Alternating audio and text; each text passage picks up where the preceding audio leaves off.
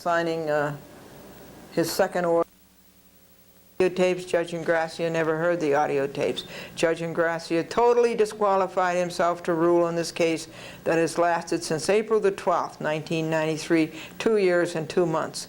Judge Ingracia made decisions that were the province of the jury. The jury rules on facts, not the judge. Judge Ingracia did not do his job, was not true to his oath, and threw justice to the winds. Judge Ingracia was reckless and irresponsible and inept. Glendora believes Judge Ingracia's decision was politically motivated, just as was Judge Wood's decision to dismiss the Larkin branch of Glendora's complaint. Judge Ingracia says Glendora has no cause of action. How does he know that if he has never seen the evidence? How would he know? He never did his homework. From the bench, March the 24th, 1995, Judge Ingracia said glibly and thoughtlessly, "I have everything I need right here." Well, this was nescience, to say nothing of corruption. Does Wilson Babe call up and boss Judge Ingracia around the way they do Judge Wood and Judge Capola? Glendora suspects so. They all have the same theme song as 9X. We're all connected. The injustice of the Westchester Supreme Court is unbearable. Burroughs, Nicolai, Ruskin, Donovan, Garayan, Rosado, Fredman, Capola, Silverman, Colabella, Wood, and now Ingracia. This is why we chant 1, 2, 3, 4, we won't take it anymore. 5, 6, 7, 8, whom do we investigate? The judges, the bad, bad judges.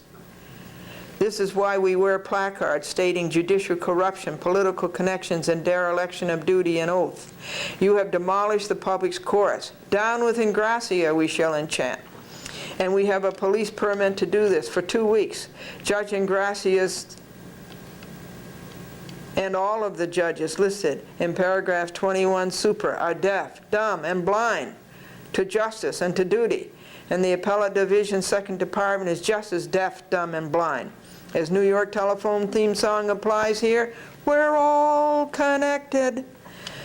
The May 24th motion calendar was a sham. Judge Ingracia already knew that he would write as a decision. What he would write as a decision. It was all precluded, premeditated, rigged, stacked politically. It was all phony. May the 24th, 1994, 10:18 a.m. See Glendora's TV report of the same. It was a masquerade, just as the whole Westchester Supreme Court is a masquerade. What is supreme about this court? Ingracia gave it short shrift hardly any time. Glendora has lost her respect for him, which she had in 1988 when he appeared as a guest on her TV show with his statement, "We have a fairly current calendar." Then why did it take since Armistice Day, 1993? to get this case this far, which is still nowhere, and it all has to be done over again.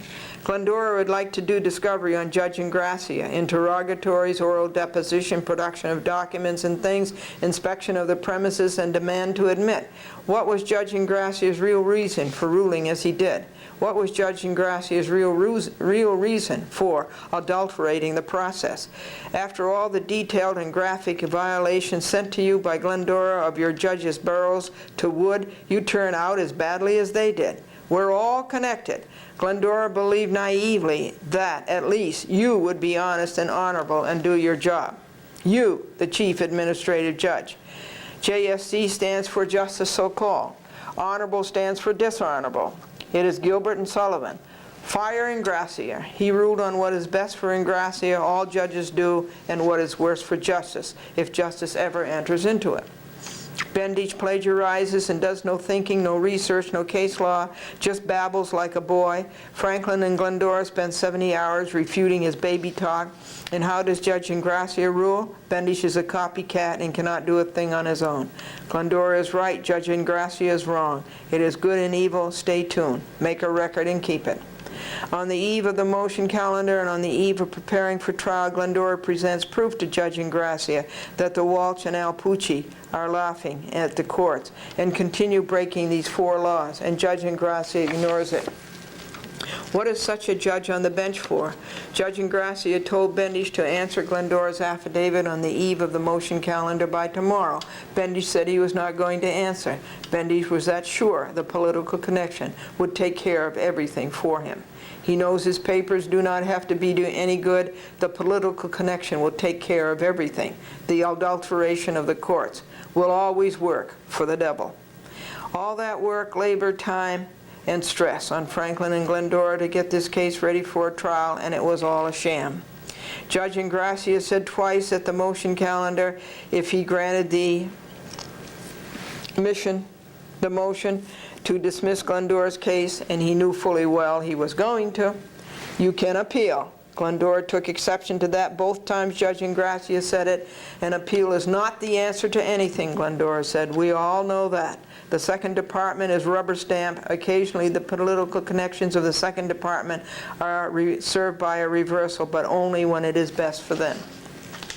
Glendora has spent over $11,000 in the Westchester Supreme Court looking for the justice she was taught in school was there. And all she has learned is that you cannot trust a judge. The last person in the world you can trust is a judge. Now you know why Judge Ingracia would not let Glendora videotape and audiotape the motion calendar. He wants to cover up. He does not want the public to know how bad it is. He does not want you to see it.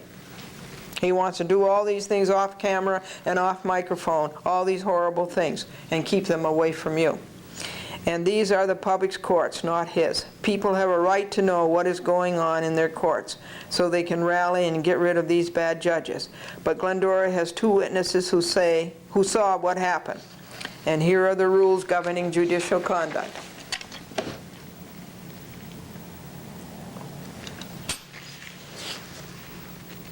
Remember you and I read these last time? The record of these bad judges, with Judge Ingracia being the latest to join their miserable throng, is on TV every week with the graphic crooked liars and corrupt judges. Put it up. Crooked liars and corrupt judges. The belief that Glendora monitored courts with starting in October of 1992, along with the law-breaking Fund for Ancient Courts, has been whittled to nothing. Glendora was awake half of the night in agony over what these judges and lawyers are doing to our courts. They have ruined them, and this is only a civil case. And there are people all over who are going through the same agony with what these crooked judges, corrupt judges have done to our courts. Think of the destruction that must be going on in the criminal courts and in the family courts and the surrogate. You have shamed your progeny. Go out and make a clean living. The lawbreakers Walsh, Alpucci, and Larkin go off escaping their debt to society, not because they are good nor clean, nor smart nor moral, nor Christian nor right, but because dirty judges are bossed around by dirty political connections. Glendora is reading the annual report of the Commission on Judicial Conduct. The judges in there listed as being sanctioned, reprimanded, and removed are angels compared to the judges listed here in the Westchester Supreme Court. Every one should be removed. But so far as Glendora knows, justice has never been done in Westchester by the Commission on Judicial Conduct. It is a waste of our telephone taxes we pay, the Commission on Judicial Conduct. Half of our telephone bill is now New York state taxes. Personal views should have played no part in this ruling. Ingracia clearly abused his discretion for personal and partisan reasons. In a word, it was dehumanized. Why does the state pay Ingracia to have a full-time New York State court officer to chauffeur him all day from Orange County to Westchester County or to Nassau County for the appellate term, and when the New York State court officer is not chauffeuring Judge Ingracia, he is sitting outside Judge Ingracia's 11th floor door? Why? Why do we have to pay for that? Judge Ingracia is gone by 3 in the afternoon, and he is only on the job here in Westchester 3 days a week. Why? Judge Ingracia failed to observe the high standards of conduct and preserve the independence and impartiality of the judiciary. Judge Ingracia did not act in good faith. One judge sanctioned got out of removal because he was forthright, cooperative, and contrite. That must be something to behold. If Judge Ingracia thinks an appeal is such a solution, let him pay the $50 for the notice of appeal. Let him pay the $250 for a request for appellate division intervention. Let him pay the $300 printing costs, and let him do the 150 hours of work. Judge Wood has been stripped of all of his cases. He is applying for a JHO appointment. That's Judicial Hearing Officer. Glendora will do all she can to prevent. He sold justice down the river to get that political JHO appointment. Judge Wood denied 3 temporary restraining orders, and Judge Ingracia makes a quadruplet. Glendora repeats the hopes these judges and all their families be afflicted with such law-breaking someday. 2,500 counts. It is still the old boys' club. Even with the woman judges, it is still the old boys' club. And every one of them sells his soul at a cheap price to get into it. Michael Colzer has still not paid Glendora the $30 he is indebted to her for the oral depositions of August 22nd and October 25th of 1994. Judge Ingracia is not that able during oral argument at the appellate term. Glendora has watched him 14 terms. He is blockheaded. He looks for Judge DiPaolo's approval of everything he says. He intimidates the oral arguers. He makes them look bad. He is not a good debater. He does not act maturely, and he does not know the case and has not done his homework. The devil told St. Peter he was going to sue him, and St. Peter said, "I don't see how you can win. All the good people are up here." And the devil says, "Yeah, but all the judges are down here." 50 years ago, Franklin came home from World War II after 4 years and 2 months, offering his life for these lawbreakers. They sent him home on the Count Bien Camano. The Count Bien Camano, a boat taken from the Italians who were on the side of Hitler. Franklin did not offer his life for the courts, as you have caused them to degenerate today, and whose purpose you have riddled so diabolically. Judge Ingracia is a mean man to allow a person innocent and injured over 2,500 times to go by with no relief, and to allow it to continue. Glendora wants to know when Judge Ingracia is retiring. I found out that he was born, I think, in 23. So that makes him, what, 72? But they've corrupted this too. They're supposed to retire at 72, and then they ask for extensions up to 75, up to 76.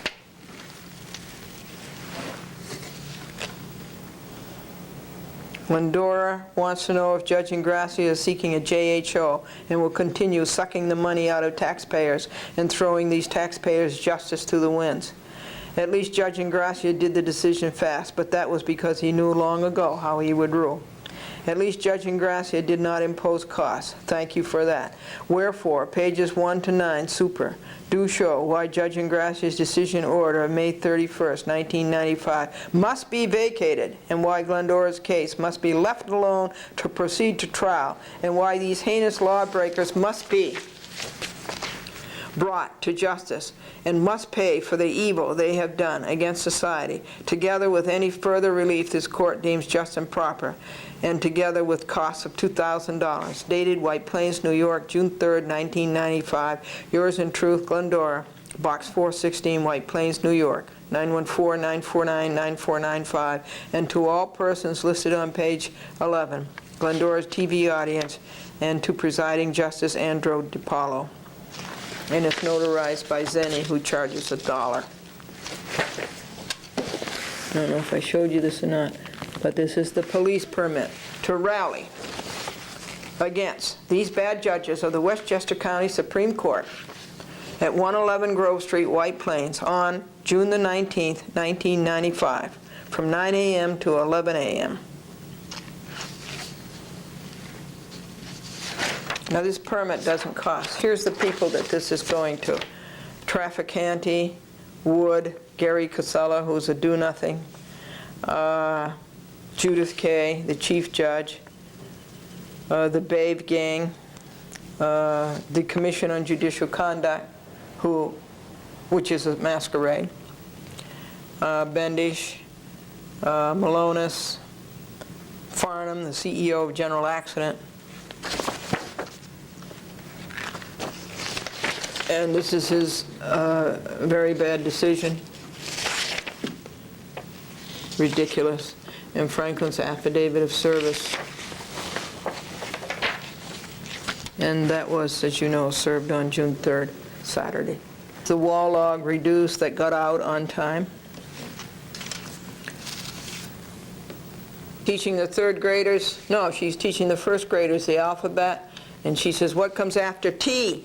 And all the kids said, V. And there's not much to see in a small town. There's not much to see in a small town, but what you hear makes up for it.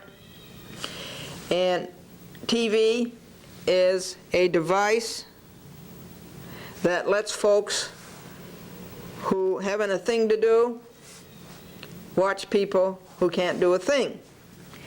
And the only persons who will listen gladly to both sides of an argument are the neighbors on the party line. At 11 p.m. Saturday, right after the Ingracia motion to vacate, his bad decision went out. Nella Alpucci was yelling all over the courtyard, which is the so-called garden in the Garden Apartments. The landlord advertises in the newspaper. And she was screaming at one of her two great sons for coming home at 11 o'clock instead of 10:30 p.m.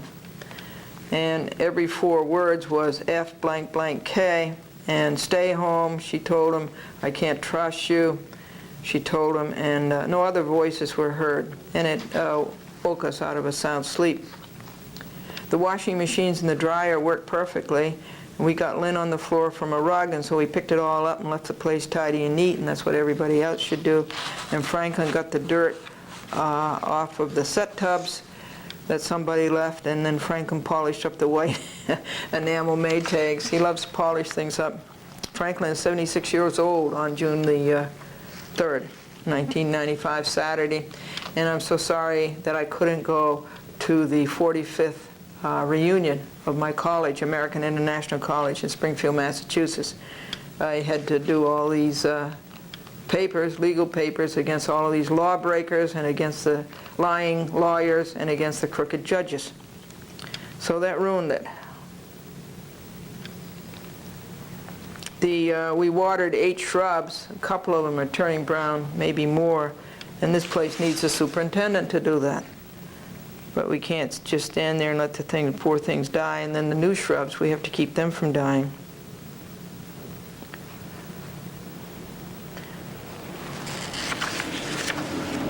His job at Midas Muffler. You want to know why? It was exhausting. Glendora has really won the battle. She exposed the judicial corruption. She exposed the low-level lying lawyers, and she exposed the lawbreakers. The time on wall, Alpucci and Larkin, for the week, Memorial Day week, starting May 28th, was 12 hours. The number of tortious acts is up to 2,563. The number of pages in this wall bad record is up to 3,000. The costs on wall were $18.28.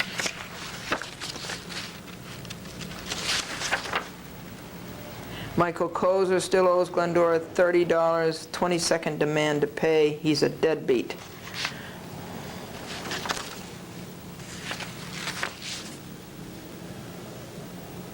And this is a law book that complains about people, lawyers, who send out forms instead of making out their own questions for interrogatories and admissions, instead of being lazy. And this is the kind of a law firm that Wilson Bave is.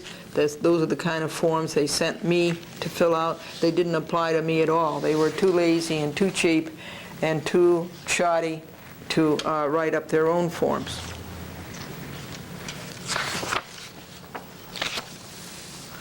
The Judge Ingracia, the protest to his bad decision and to motion to vacate went out in that form reduced.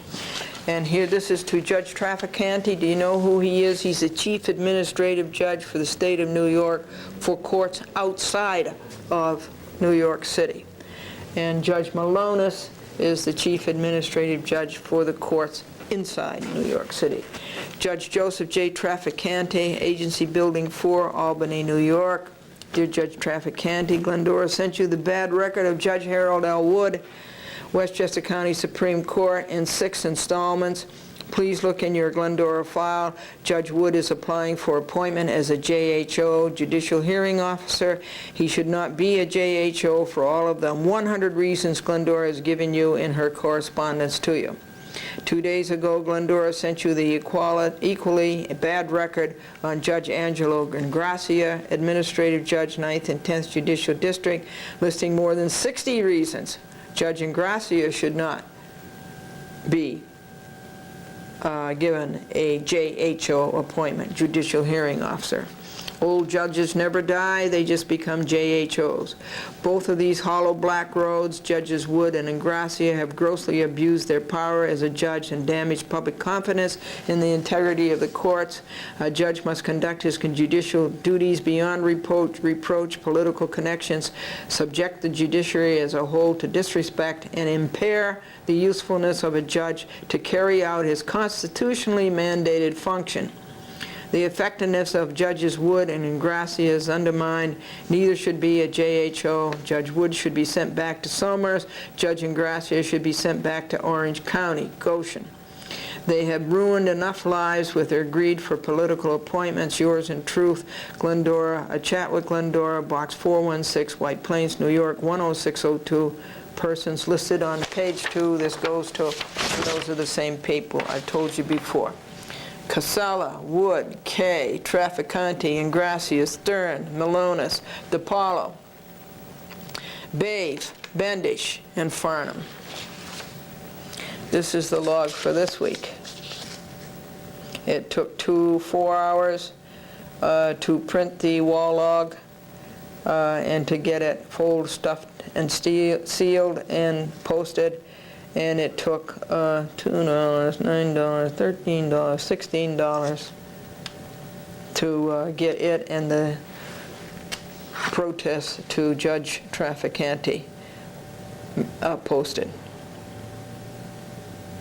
And we have Roberta Walsh here on the 6th of June, Tuesday, D-Day, at 1:13 p.m., blasting her horn into Glendora's window at 3:23 p.m. So that's 2 counts and a violation of 3 laws. Oh, and shouting Jamie. The college president says, I left the presidency of the college on the same basis that I took it, fired with enthusiasm. Now 3C and in 4D and 2B should replace the lawn that they ruined. They should dig it up, turn it over. They should put in grass seed, and they should fence it off and repair the damage that they did. This is the file on the DHCR. These are forms for complaints of things that are going on along here, legal complaints.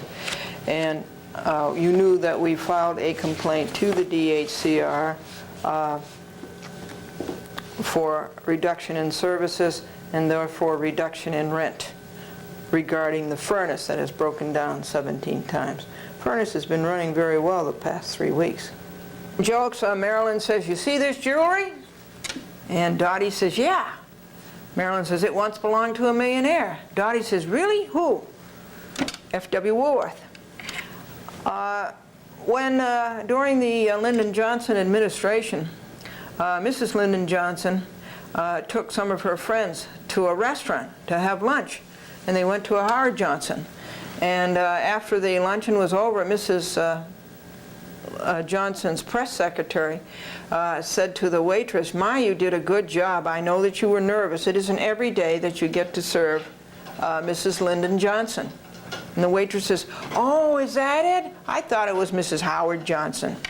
The thing about April, April is a nice month. It gets warm just in time before the IRS takes the shirt off your back. And this completes a chat with Glendora for this program, number 1782. Keep your courage flaming. Bye-bye.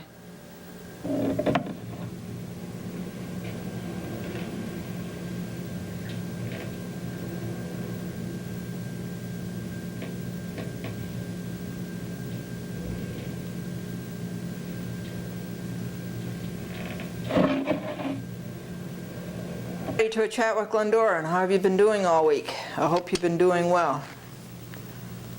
And I hope that things go your way, all good things. I will give you your 3 jokes. Remember how it used to be I owe you? Remember how it used to be I owe you? Now it's I owe everybody. And one ghost was heard talking to another ghost, and the ghost said very contemplatively, "You know something? I don't believe in people." And a man made an airline reservation, a man made an airlines reservation, and he told the clerk, he says, "I want to go to Mishawaka, Indiana." And the clerk said, "All right." She says, "How do you spell Mishawaka?" And the passenger thought for a little while, and then he said, "Never mind, South Bend is close enough." I would like to report to you on Michael Gelman, who doesn't believe that it's proper and ethical and right to return another person's property. In fact, the proper thing to do is to destroy it or lose it, and then to cover up for 5 years. And when you're called on it, the proper thing to do is to cover up and not make it good. This is Michael Gelman, who is the producer of Live with Regis. I went to Manhattan Monday.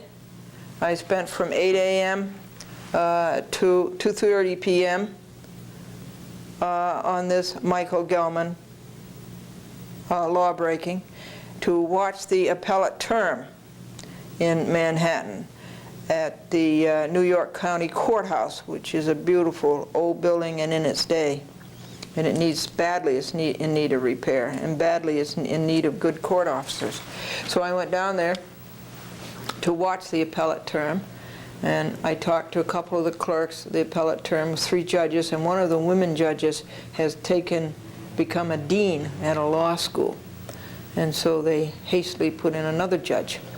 And there were about 12 oral arguments. They have terms twice a month. They'll have another one on Monday, but at least I watched this one from beginning to end. I went to Judge Kahn's courtroom. He was not on the bench, but you'll hear about that later. I went there at 9:30, and I also went there at 11:30, and he wasn't on the bench. The Michael Gelman hours that I've spent on Michael Gelman's lack of ethics is 747 hours he has cost me. He has cost me $542, and he sent in $14 and $15, which are subpoena fees, duces tecum, and also that I came from White Plains all the way down to Manhattan to testify. The minutes came in on the trial of, what was it, February 23rd or something? And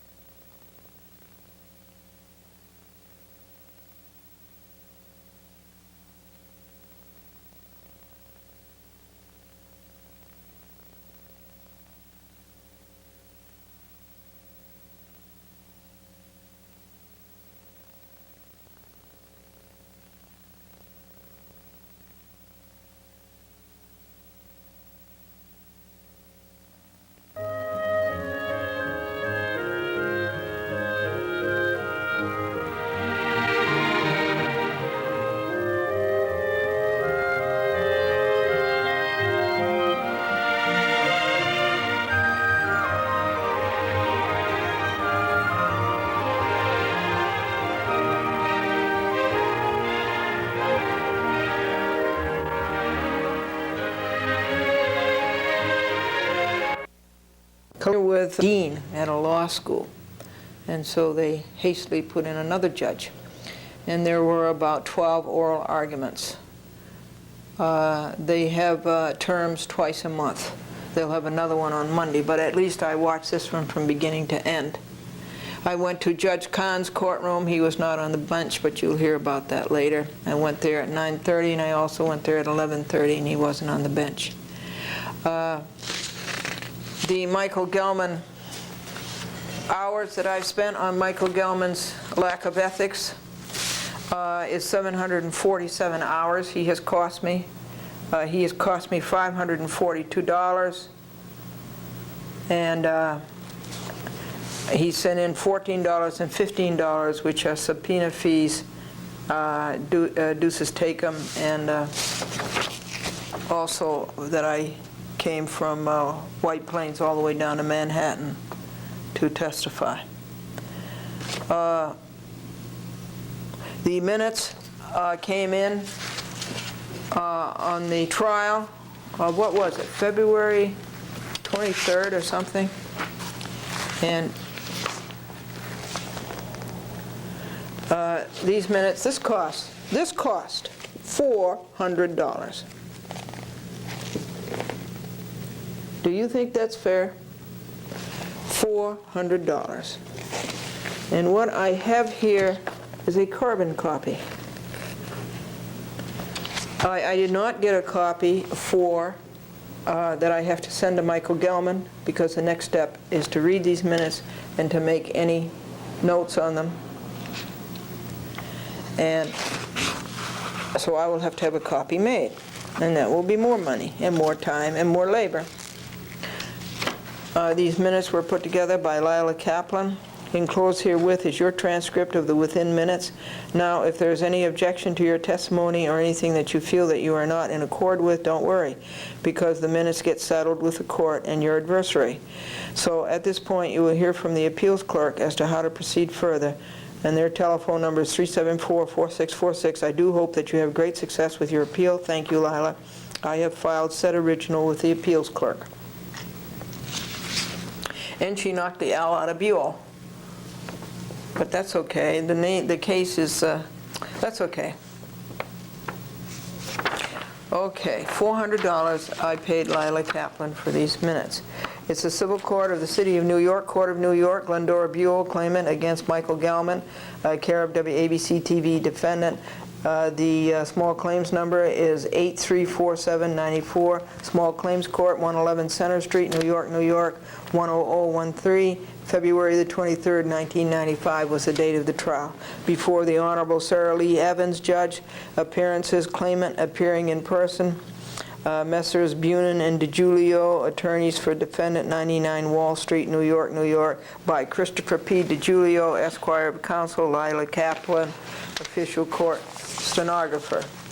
The court, let me just say, this is the claim of Glendora Buell against Michael Gelman.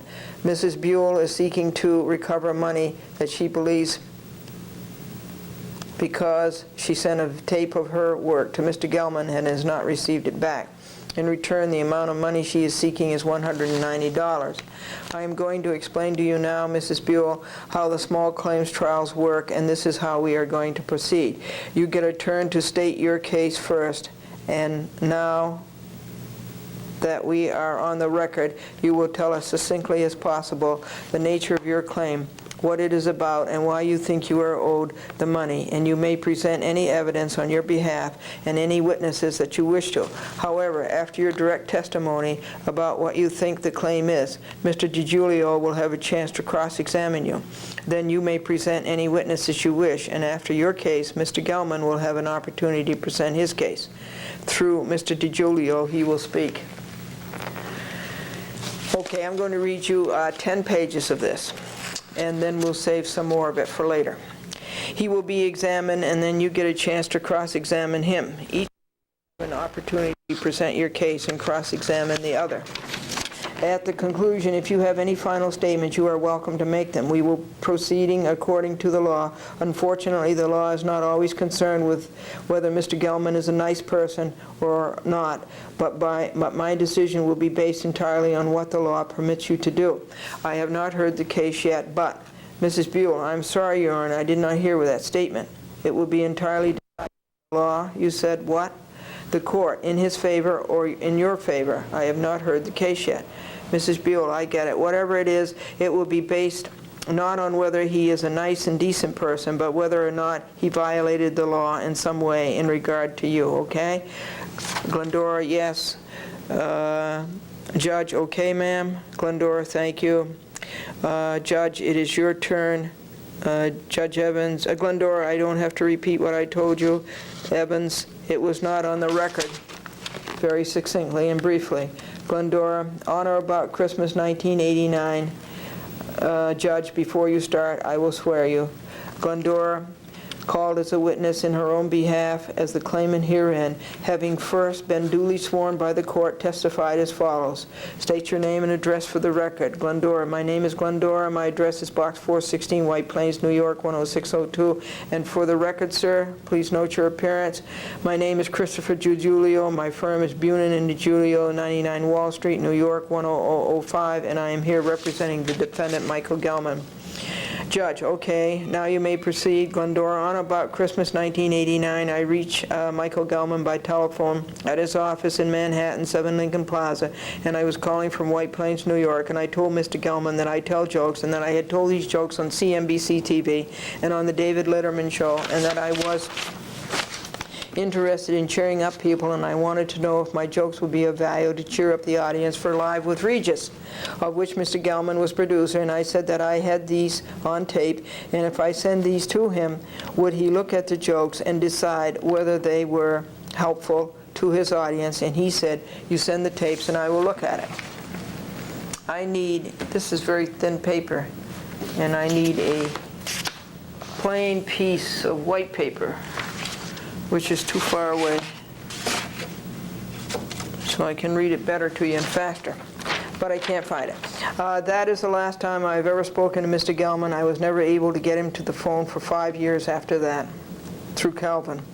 I own an advertising agency, television advertising agency called Glendora TV Ads, and I have bought thousands of dollars of airtime from WABC TV, and my account executive there is Calvin Norman, and I knew Mr. Norman before I ever called Mr. Gelman. This would go back previous to 1989, and also at that TV station I knew Tak, and he was like a program director or assistant program director, and I had asked Tak about the jokes too, and that he would look at them, and I had initially talked to Michael Katz, who had the job before Mr. Gelman had the job, about the jokes. So soon after Christmas of 1989, I mailed my tapes to Mr. Gelman and Mr. Norman. Well, no, I had called Mr. Gelman to see if he had seen the tapes and if they would be suitable and serve a purpose for his audience, but I was never able to get Mr. Gelman on the telephone, and I have a date here in my log, which I would like to call the court's attention to my log. DiGiulio, note my objection, Your Honor. The witness. Did Mr. DiGiulio object? Glendora said, did Mr. DiGiulio, Judge, yes he did. Glendora, he is objecting? What were his grounds? The judge, I will ask him if I think it is necessary. DiGiulio, Your Honor, they are self-serving statements. Judge, is this on the record? Sir? I guess Glendora said, is this on the record, sir? Judge, this is an informal hearing. DiGiulio, just note my objection. I realize that. Glendora, what did you say, Your Honor? Judge, I am going to allow you some latitude with your log. Glendora, I would like to call the court's attention to a copy of this log. Judge, I don't have a copy, and I don't think I will need it because it is not in evidence. Glendora, all right, on page 3 of the log, it says that on February the 12th, 1990, Monday, Calvin Norman said that Gelman liked it, but he didn't use it. He can't use the format. Judge, these are your observations about what people said to you? I kept a log, Glendora says. Judge, I understand that, but in court you can only testify about what you said and heard yourself. You can't be bringing my attention to your log, bringing it into evidence what somebody else said to you. Glendora, I know it is hearsay. Judge, it certainly is. Glendora, he said it to me. Judge, it doesn't matter if he said it to you. If he is not in the court, it is hearsay. Glendora, it is also on audio tape. Doesn't it take it away from being hearsay if I introduce it as evidence? Your Honor, I have no objection to the statement that Calvin Norman said that Gelman liked it but couldn't use it. DiGiulio said that. Judge, I understand, but I wanted to inform the claimant that by reading from a log, one could not get in otherwise admissible evidence. Glendora, I will state that Mr. Norman said that to me. Is that still hearsay? Judge, yes. Mr. DiGiulio, same objection. Judge, he is not here. If he were here and he was a witness, I would accept that he is saying it, but in the future, doesn't bring in other statements that anyone other than Mr. Gelman or anybody else said to you. Glendora, okay. And only some statements that Mr. Gelman may have made to you can be brought in. Glendora, I have no statements from Mr. Gelman. He never talked to me again. He would never come to the phone after that. Judge, okay, so Mr. Gelman supposedly saw your tape but could not use it. Yes. Judge, okay, go on. Glendora, according to Mr. Norman, that was on February 12th, Lincoln's birthday, 1990, I had also sent a tape to Mr. Philip Booth, and he is a high-ranking member of ABC's capacity.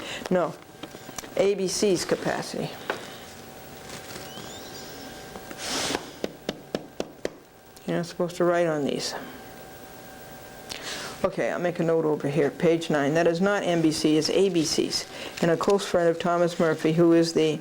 Mr. DiGiulio, I don't understand what relevance this has. Objection, Your Honor. See, DiGiulio, every time that you start telling the truth, he tries to cover it up and bury it. Glendora, it has a lot of relevance, Your Honor. Judge, how did it relate to Philip Booth?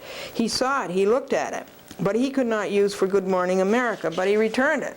It has nothing to do with this case, Judge says. Glendora, I think it does.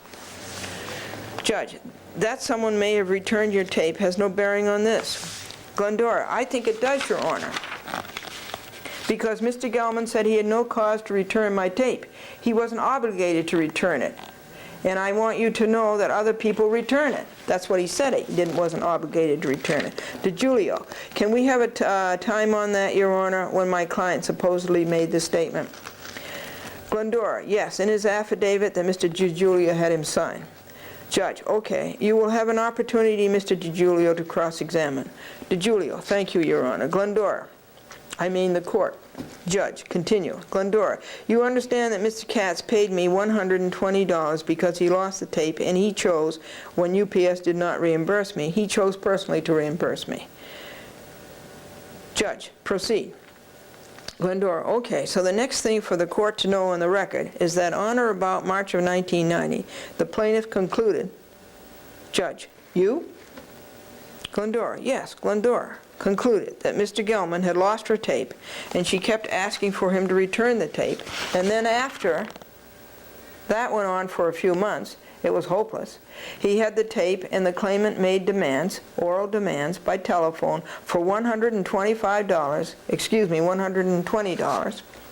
Judge, excuse me, you said you didn't speak to Mr. Gelman? Who did you make these demands to? It's whom did you make these demands to? Glendora, to whomever answered the phone. That usually was interns who were there for a week and didn't know anything. Page 11 is a mistake. DiGiulio, note my objection. Judge, to the reference to interns, DiGiulio, they did not know anything and they were there for a week. Judge, you have no way of knowing who you spoke to? Whom you spoke to, it should be. Glendora, from their conversation I could easily conclude they didn't know much and they were interns and they were not paid. DiGiulio, objection, Your Honor. Judge, sustain. Just tell us what happened. You made the demand for two various people that answered the phone. Okay, that's up to page 12. So we're going to stop there. And next week we'll read you some more. Michael Gelman, producer of Live with Regis, a man, Michael Gelman, who did not believe in the ethics of returning another person's property and caused all of these problems. So I was shafted by Michael Gelman. I was shafted by Judge Sarah Lee Evans. And I was staffed by the court stenographer. $400 I had to pay for this. Very interesting case. This is about a prisoner who was washing his clothes in the toilet in his cell, and some guards came around and beat him up. And he made a protest, and he sued them. And at a hearing in March 1987, Mr. Hudson produced and questioned 2 corroborating witnesses, cited his rights under the First, 8th, and 14th Amendments to the Constitution, recounted the guards' racist, crude, curse-ridden comments, and told the judge that he had suffered not only mental and physical anguish, but a permanent psychological scar for life. Convinced, the judge awarded Mr. Hudson $800 in damages, but in July 1990, a 3-judge panel of the Federal Court of Appeals for the 5th Circuit reversed the decision. The judges were Politz, Davis, and Barksdale. Concluded that the force the guards used was unreasonable, excessive, unnecessary, wanton, and Mr. Hudson asked the Supreme Court to review the case. In his typewritten petition, he contended that the appellate judges had misread the Constitution. This ruling falls short because of his negligence and also considering the mental injury sustained, which is more significant than the physical damage, he argued. The court resoundingly agreed. This is the story of a man in prison, as I told you, and he went all the way to the United States Supreme Court, and he won. Oh, what was his name? From a lonely prison cell, an inmate wins an important victory for civil liberties.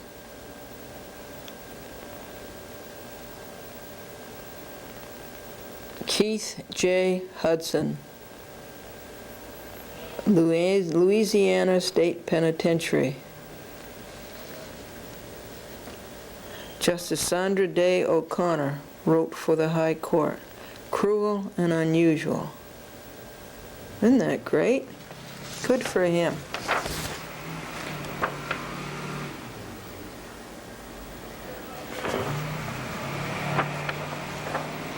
Continue telling you the complaint by Nana Osipova against Judge John Spritzo, a judge in the United States District Court, Southern District of New York. At the next hearing, Nana writes, "I showed the judge my thin and worn shoe. How could I walk all day in winter in the sleet and survive? I had good warm shoes in my apartment and asked the judge to order a marshal to go with me to my apartment so I could get my warm clothes and shoes, and her request was denied. I never heard that the robber had the right to strip a victim bare and keep all her clothes, or the burglars have the right to take possessions of everything they found in the victim's apartment and freely sell and destroy the unlawfully taken property while the people, quote unquote, are prosecuting for years the case in court.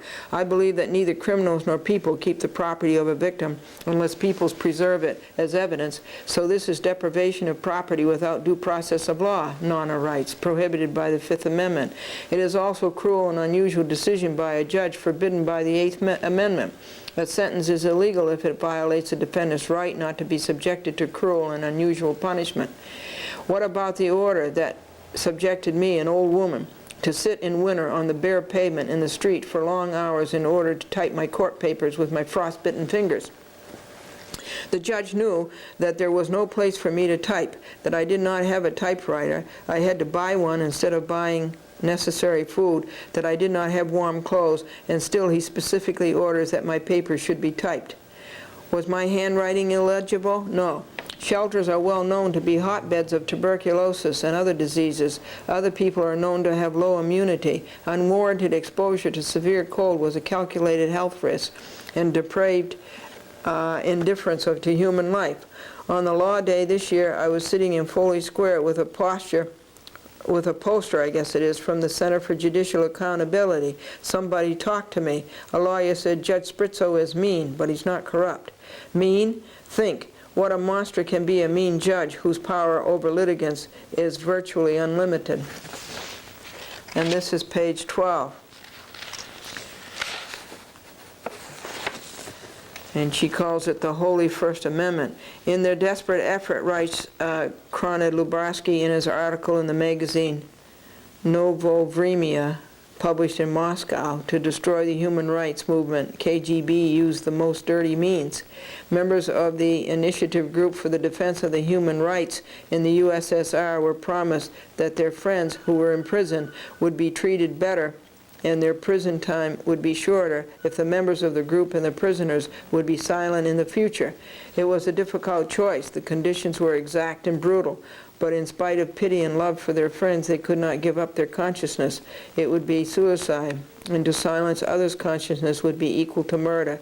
Murder of human personality and human mind. Judge Spritzo cares about the consciousness, his or others, as little as Porcupine cares about a cushion for his niddles. On February the 13th, 1993, Defendant Clark sent me a letter demanding to remove my belongings from her house by February 28, 1993, or she would throw them on the sidewalk. I immediately brought the order to show cause before Judge Spritzo, asking for injunction against Clark, who had no right even to enter my apartment because I was not evicted. Even during eviction, tenants' possession should not be thrown out on the sidewalk, but put in the storage, and police should write down the address of the storage. I attached a copy of this law to my moving papers. I also paid attention that Clark wrote house, not from your apartment. So she dumped some of my things in the cellar. What was left from my things, my apartment, she rented to new tenants. My papers were filed on Monday, February 23rd. During that day, I came each day to the courthouse expecting the order with injunction to be signed. Friday was the last day before the deadline. There was no order signed by the judge. I wondered, did Judge Honorable Spritzo heard the sounds of explosion at World Trade Center that happened that day, February 27, 1993? This coincidence is symbolic. By denying the injunction, Spritzo sanctioned destruction of all my books, manuscripts, newsreels brought from Russia, watercolors and oil paintings on which I had worked for years. Oh, this is terrible. Files of material.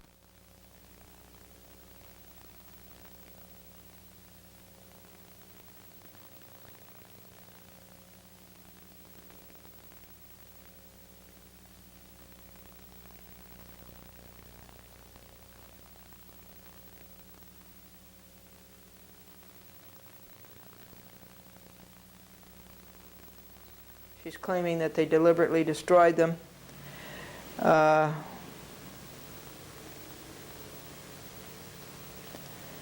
She says that Raisa Gorbachev referred to Nana's possessions in Nana's house as her world.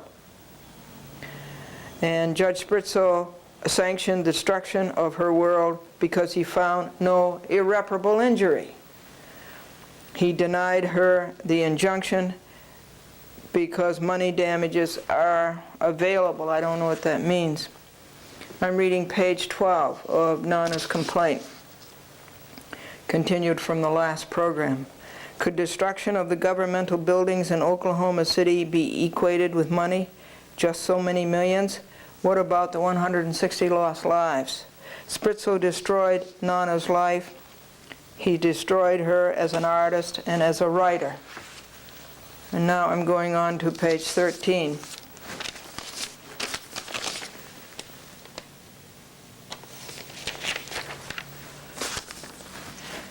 Spritzo silenced Nana and was more effective in this even than the KGB. Even his promise to redress her with money damages turned out to be a fraud. Police is covered by immunity from damages, he ruled. In 1985, the government dropped explosives on the roof of the something in Philadelphia, and something at the type ribbon just didn't work. Something plaza spread to nearby houses. Oh yes, you remember that. The city built 62 identical houses at the site of the cost of more than $12 million, but the people who moved into them are still complaining about the loss. I come back to my home, and it's not the home I thought that I had, said Milton Williams. There is no sentimentality here. What I lost was my wedding pictures, my kid pictures. This house was handed to us on a platter. It is not the same. It will never, ever be the same. And then the typing I can't read on the next few lines.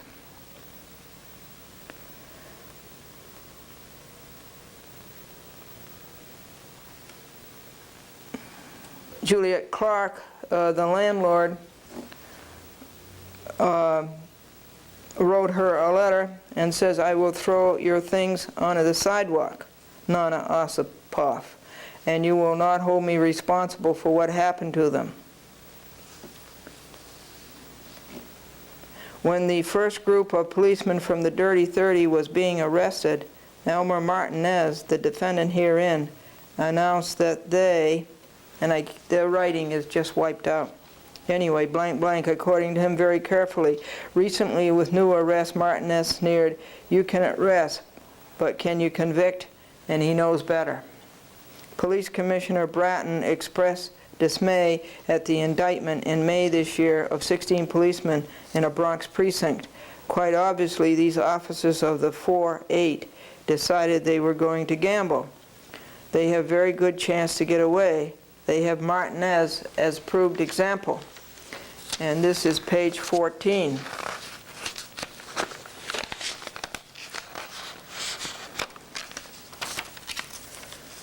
Under such something, the typewriting is wiped out.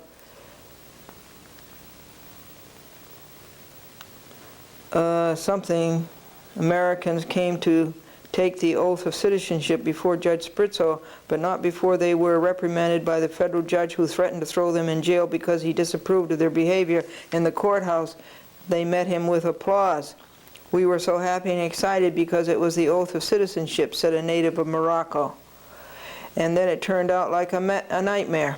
When Judge Spritzo threatens, one better take him seriously. I can testify about it from my own experience. When a criminal says, I know where you live, do not expect him to send you a present for your birthday. It is a threat. Here is proof from the book, The Iceman by Anthony Bruno. And she quotes that.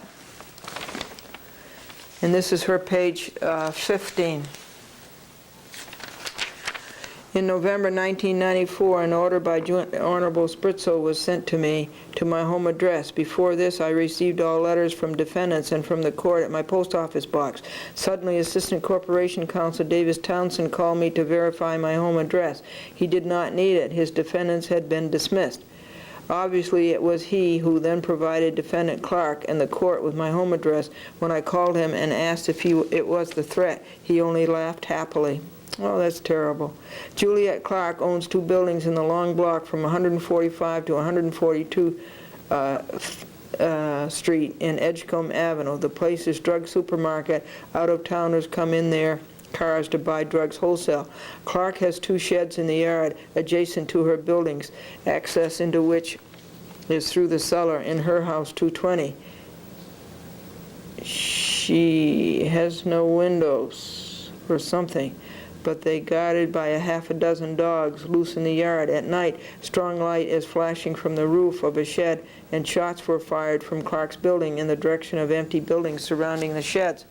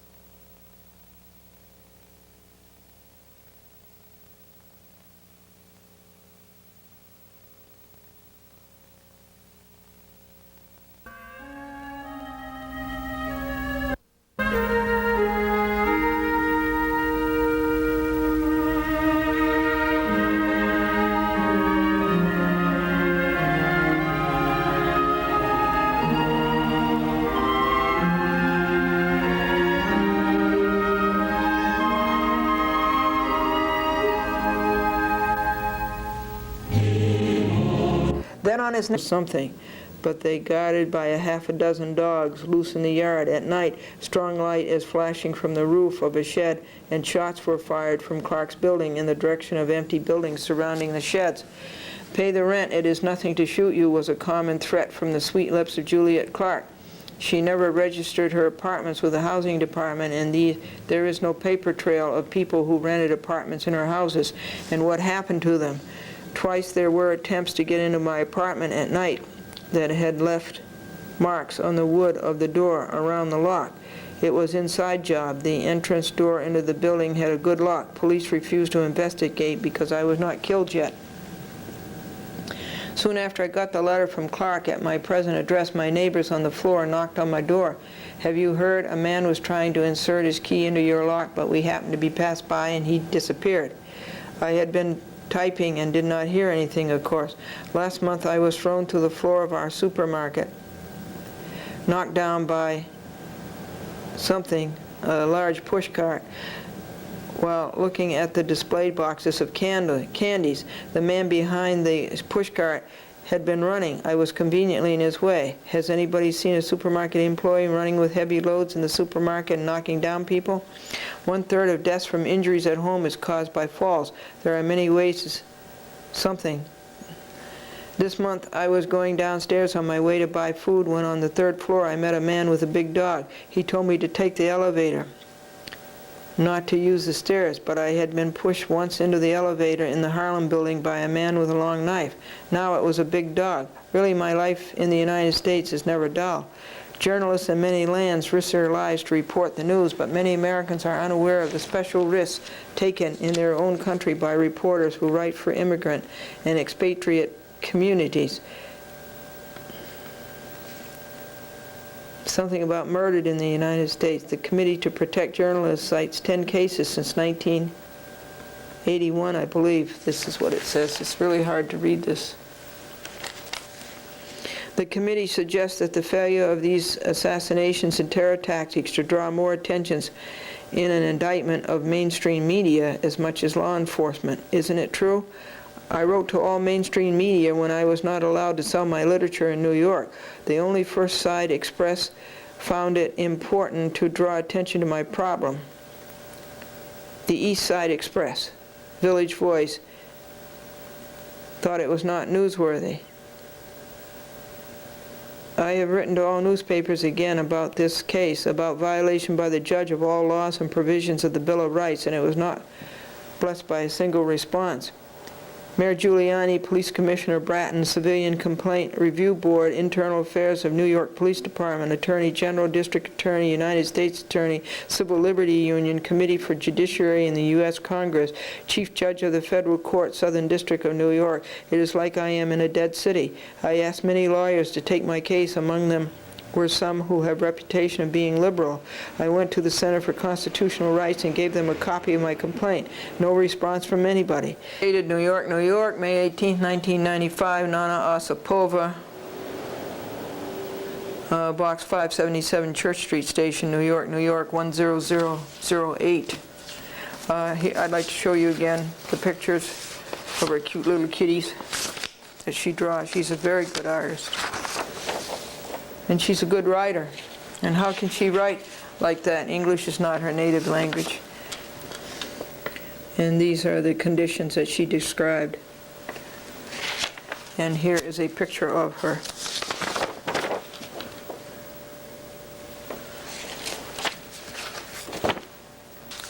I don't think that I have any more papers that people have asked me to read to you. And let's see if there are any other announcements. I think the New York State court officers on the whole are a very poor group of people. I think they do a poor job. I think they are a poor statement of the state of New York.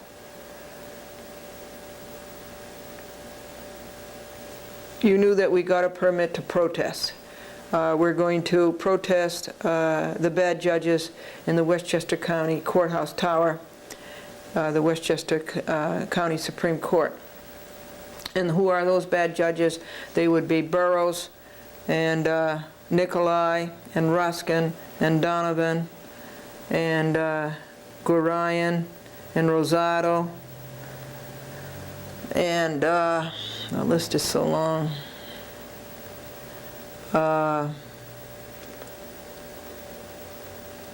Fredman, Silverman, Wood, Colabella, Capola, and Gracia. And we got the permit from the City of White Plains, which gives us permission to protest these judges, to protest, period, on the sidewalk of 111 Grove Street. That's between the curb and the county property. Beyond that, we cannot go with that police permit. And so Wednesday, I began calling and asking the county where I went to get a permit to protest on the county land. You just can't believe how ineffectual. I just say the word, how plain stupid these people over the phone acted.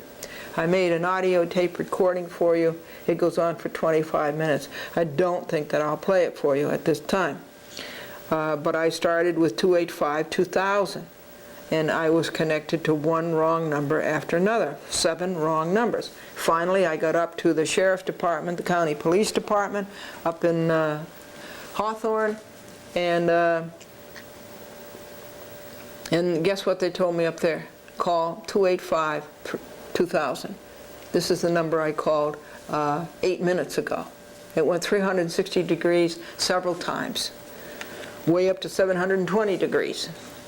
And finally, somebody of some knowledge and worth some of the money that we pay them got on the phone and told me that you call the County Department of Public Works. And that's where you get your permission to rally.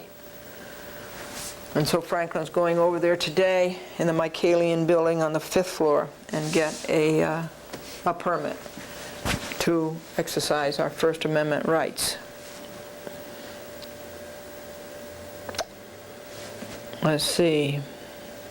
We got the telephoning up to date.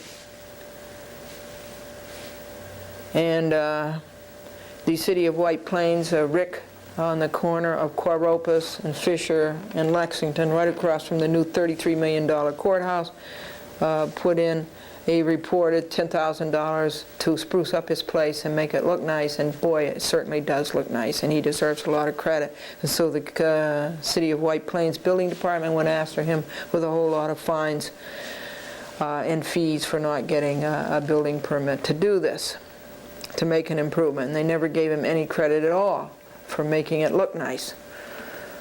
And this is at the same time that, you know, the building department of the City of White Plains, that would be Commissioner Philip Amicone, let this 42 Longview house that I lived in, it was approved only as a single-family dwelling, and I pointed that out to them, and they let it go as a 2-family dwelling, on and on and on. And then the place never had a certificate of occupancy, and when I pointed that out to them, they let it go on and on without a certificate of occupancy. There was only a certificate of occupancy there the last month that I lived there. And they did, and they granted the certificate of occupancy with no inspection. So much for the City of White Plains Building Department and Commissioner Philip Amicone, who would never return calls, who would never answer a letter, who would never appear when you went there personally to see him. So, I think it's awful that they didn't appreciate the fact that Rick was improving the property and had to be their obnoxious selves. The Pace Law Library, that is outrageous what they are doing, cutting the public out of the use of those books. And they do it like a Gestapo. They do it like a police state. I have no sympathy with Dean Ottinger, and I have no sympathy with Professor Triffin for the way they are handling the public. The public has been allowed to go there, and the public should continue to be allowed to go there. And once the public is in, you just can't shut them out like that.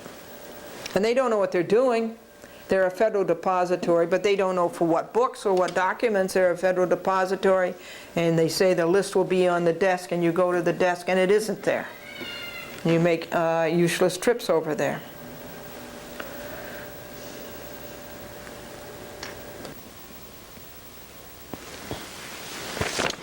Okay, this is affidavit by Glendora in protest of Judge Kahn's decision of June the 1st, 1995. The date of this protest is today, June the 8th, 1995, and it's in regard to the Supreme Court of the State of New York, County of New York, IAS Part 49, Doris L. Sassower, plaintiff against the Commission on Judicial Conduct of the State of New York, et al. The index number is 109141 of 95. Good Lord. They've had 109,000 lawsuits in the Supreme Court of the State of New York, the County of New York, in 95. Judge Kahn, C-A-H-N, Glendora, being fully sworn, deposes and says her reasons follow for protesting Judge Kahn's decision order of June the 1st, 1995. Glendora tried to submit her application the Friday before the May 23rd, 1995 hearing, but neither Judge Kahn nor his law clerk was on the job. This is just like June the 5th, 1995, Monday. Glendora went to Judge Kahn's courtroom, number 315, at 9:40 a.m., and he was not on the bench. The courtroom was locked and dark. At 11:30 a.m., Judge Kahn was absent from the bench. When asked if he would have court that afternoon, the woman at the courtroom desk said no, not until tomorrow. This amounts to a 4-day weekend. Friday, Saturday, Sunday, and Monday. One can't monitor a judge if he is not on the job. Judge Kahn says the rules of the chief administrator provided in relevant part an application for permission to conduct coverage of a judicial proceeding shall be made to the presiding judge not less than 7 days before the scheduled commencement of that proceeding. To the extent that the 3 applicants, of which I am one, sought permission for coverage of the May 23rd, 1995 oral argument, Judge Kahn's law clerk writes, the applications are denied as they were not made before more than 7 days before the proceedings as defined in 22 New York Code Rules and Regulations 13.2f. The court notes that the motion was made by order to show cause signed on May 11th, 1995. Thus the applicants could have reasonably submitted the application 7 days before the proceeding. In any event, to submit it simultaneously with the beginning of the oral argument without any reason why the required notice was not given is simply not satisfactory. And Glendora says A. Over the telephone on May 22nd, 1995, around noon, Judge Kahn did not say any of this. B. Judge Kahn said, when you come on Tuesday, go to room 315 and obtain a form. The form will be considered and a decision will be made if you can videotape the proceeding. Glendora said, and my camcorder will be held up by security on the first floor. Judge Kahn, you are absolutely right. Judge Kahn repeated, come to room 315 and get a form, fill it out, and it will be processed. Glendora said, whatever way it happens will be reported on TV. Whichever way it goes will be on TV. Does Judge Kahn admit that he said supra? Glendora has it on audio tape. Did Judge Kahn say anything about 7 days? No. What Judge Kahn's ghostwriter, law clerk, wrote in this order for the judge is rationalization, afterthought, a contrivance, and a cover-up. Judge Kahn writes, by failing to comply with the notice provisions, the applicants effectively prevented the court from giving reasonable notice to the parties. See, they decide what they want. They decide what is best for the judges, right? And then they go look in the law books and try to find a rationalization thereby. Glendora, this is a lie. When Glendora got to room 315, there were no forms. There were no people. Glendora had to comb the building to find the forms Judge Kahn said would be in room 315. These are the people's courts, Glendora says. Courts are a public process. Judge Kahn does not own the courts. The people own them, and the people have a right to know what is happening in their courts. Why does Judge Kahn censor? Because he does not want to get caught. He does not want the public to see his abuses of the courts and the court process. Judge Kahn is paranoid. On the Monday before the May 23rd Tuesday hearing, when Glendora told him she wanted to videotape the hearing, he said, "Would you get off the speakerphone?" Glendora said, "No." Judge Kahn said, "Who else is hearing this conversation?" Glendora said, "No one. I'm by myself." This is a free and open society. Cease the cover-up. What happened with Judge Kahn and the blackout has been on TV. This decision order protest will be on TV on Time Warner, Manhattan, some Thursday morning at 8:30 a.m., Channel 16, uptown and downtown, along with a schoolboy excuse offered on pages 1 and 2 of Judge Kahn's decision and order. The ghostwriter rationalizes, the ghostwriter being Judge Kahn's law clerk. Furthermore, the application by Daniel S. Medberry III states that he is not affiliated with any news media. Coverage of judicial proceedings shall be permitted only upon order of the preceding trial judge approving an application made by a representative of news media for permission to conduct such coverage. Well, Glendora says whether Medberry had a news media affiliation or not is irrelevant and is just another puerile excuse. If he wanted to take photographs, he should have been allowed to take still pictures. An honest, clean judge would have granted his application and would not even have insisted on an application. It is pathetic to see Homo sapiens stoop as low as Judge Kahn and his law clerk. And the ghostwriter law clerk continues, "This matter is an Article 78 proceeding. The next scheduled court appearance is merely for the submission of papers by the respondents on June 12, 1995, at a motion part. No further argument or hearing has been scheduled." Glendora says, "This is not a court. This is a correspondence school. Judge Kahn is doing everything he can think of to ruin a just resolution. A good judge would hear us. A good judge would want all the information he could get to reach a proper, just decision. And why didn't he hear us the day that we were there, May the 23rd, Tuesday? 16 of us were there, and 16 of us know the crookedness and the uselessness of the Commission on Judicial Conduct. We know that, and we wanted to say that, but Judge Kahn would not hear us." See what the ghostwriter says in his unnumbered paragraph on his page 2. The court may well issue a decision on the papers submitted without requiring further appearance or oral argument. The ghostwriter continues, "Thus, this does not appear to be the type of proceeding warranting audio-visual coverage at this time." Who are they to decide that? Glendora says this is wrong. This shows no intelligence. This shows no judgment. This is an intensely important case. The New York Supreme Court is filled with judges who rule what's best for judges and who throw justice to the winds. A person's complaints to the do-nothing Gerald Stern Commission on Judicial Conduct. Nothing happens. All we get is 6-year-old form letters. Glendora has complained to do-nothing Stern about 25 times, and Stern accomplishes nothing. He censures and removes female judges, non-lawyer judges, and small-town judges. Read their annual report. But what has he ever done to stamp out the corruption in the Westchester County Supreme Court? Stern is afraid of the big guys. Stern is afraid of the big guys' political connections, who could get rid of him in a minute. We must be heard. And it's crooked if you don't hear us. Glendora is getting vibrations that I can't read my writing, folks. So there's something about being impartial, that you are getting to the next step to dash the public's confidence in the judiciary. It is a judge's responsibility to maintain professional competence in the law and not talk out of both sides of his mouth.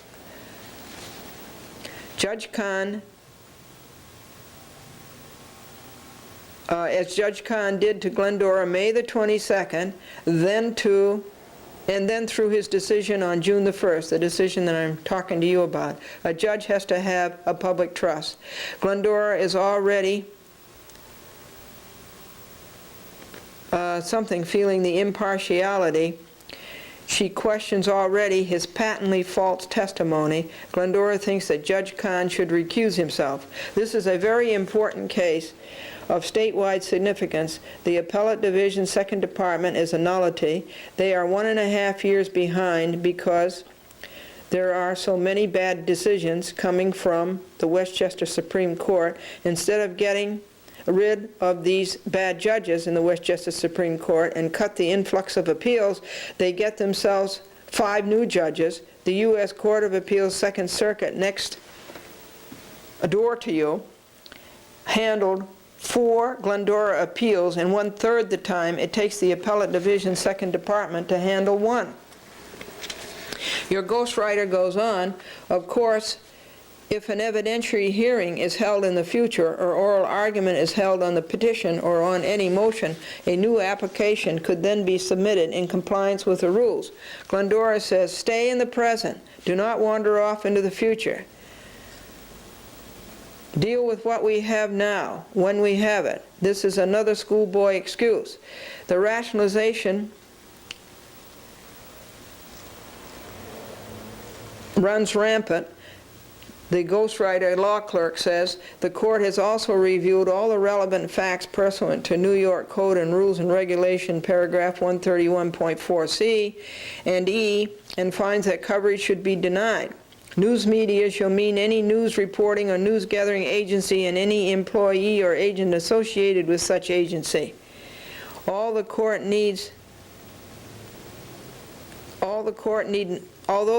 need not now reach this issue, the court is doubtful whether the 2 remaining applicants fall within the definition of news media.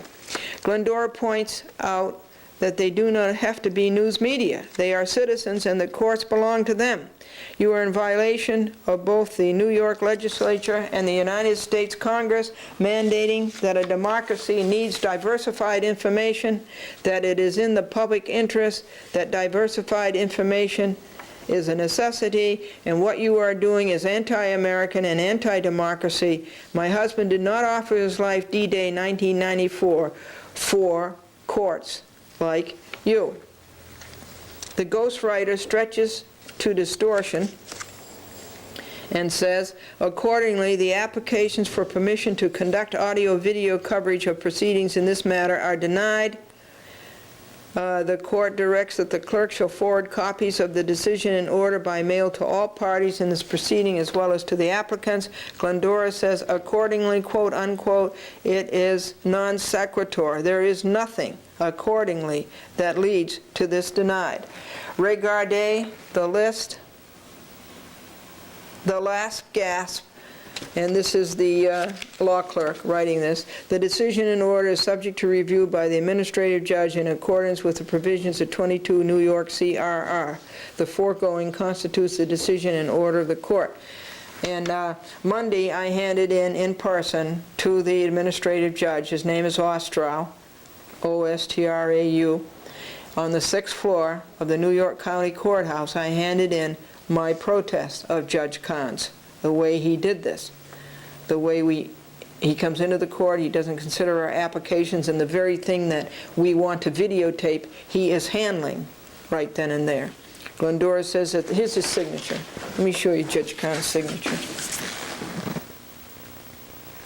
As I say, this hasn't been typed yet, and I have a terrible time reading my writing. Glendora says the signature is twisted and hieroglyphic like the decision and order, yours in truth.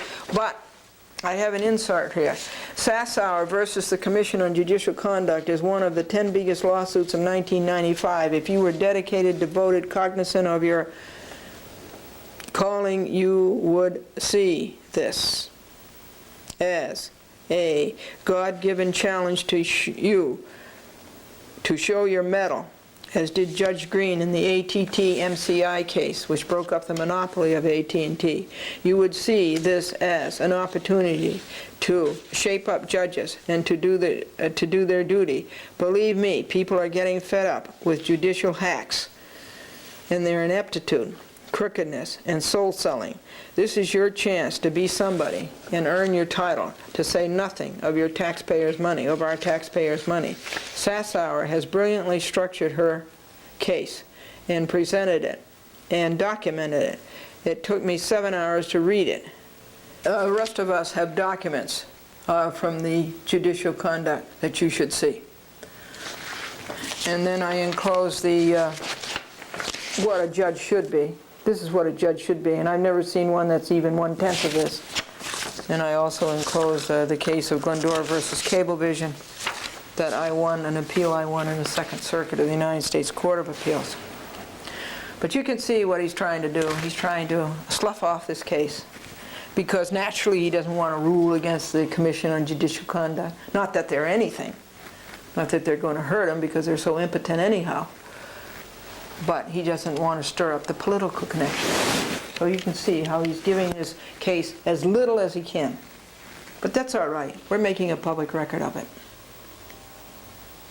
Time for some comic relief and for some jokes, and there was an ad in there. There was a church music magazine, and in it was, I am replying to your ad for an organist and choir master, male or female, and I have been both for several years.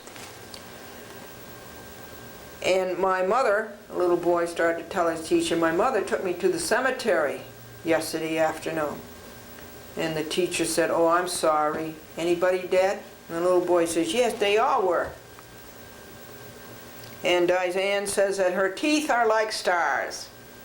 They come out at night. You take care of this. Is a chat with Glendora. I know it's hard with all this corruption that's around.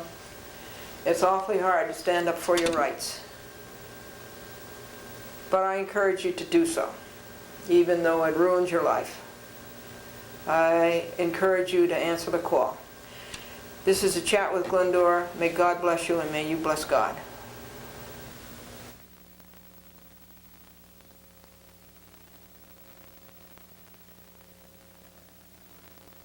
Folks, I was in Manhattan yesterday, June the 5th, 1995, Monday. I had to go and watch the appellate term of Manhattan because of Michael Gelman, who does not believe in returning a person's property and does not believe in making good for it and does believe in having me take him to court. And I sued him for $380, and now I have to go to the appellate term to appeal the bad decision by Sarah Lee Evans. The minutes are costing me $400. So I have to go and watch the appellate term to see how you do things. So while I was in Manhattan spending all that money, there were 18 telephone calls on my new telephone answering machine. No calls. 15 messages. 9:08 a.m. Monday, June 5. Good morning, Glendora. This is Bill Pierce from the Center for Judicial Accountability. I'm calling on behalf of the staff hour. I was wondering if give us back a call. Okay, thanks. Message 2:12 p.m. Monday, June 5. Hi, Frankie. It's Glendora, and the time is 1:14 p.m. and I'm at Grand Central Station, and I repeat, I am going to make 1:41 p.m. Take care, Frankie. Okay? All right. That's using the remote function of this telephone answering machine. You can call up from where you are and listen to the messages. 1:47 p.m. Monday, June 5. Okay, that's for the husband. In connection with the Laszlo story. Far as I can see, I do not believe that he ever lived in that particular house outside the picture of his home. In the 1920s, that's daily reported picture history of White Plains.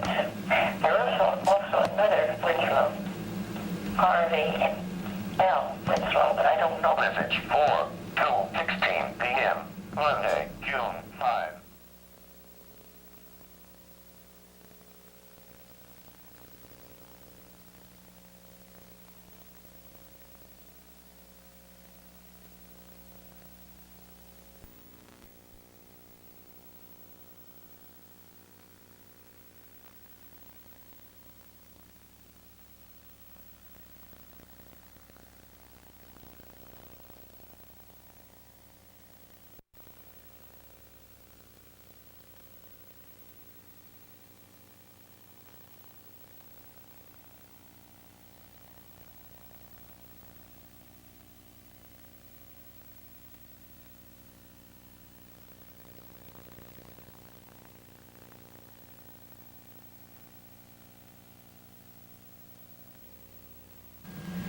June the 5th, 1995, Monday. I had to go and watch the appellate term of Manhattan because of Michael Gelman, who does not believe in returning a person's property and does not believe in making good for it, and does believe in having me take him to court. And I sued him for $380, and now I have to go to the appellate term to appeal the bad decision by Sarah Lee Evans. The minutes are costing me $400, so I have to go and watch the appellate term to see how you do things. So while I was in Manhattan spending all that money, there were 18 telephone calls on my new telephone answering machine. No calls. 15 messages. 9:08 a.m. Monday, June 5. Good morning, Glendora. This is Bill Pierce from the Center for Judicial Accountability. I'm calling on behalf of half an hour. I was wondering if you would give us back a call. Okay, thanks. Message 2:12 p.m. Monday, June 5.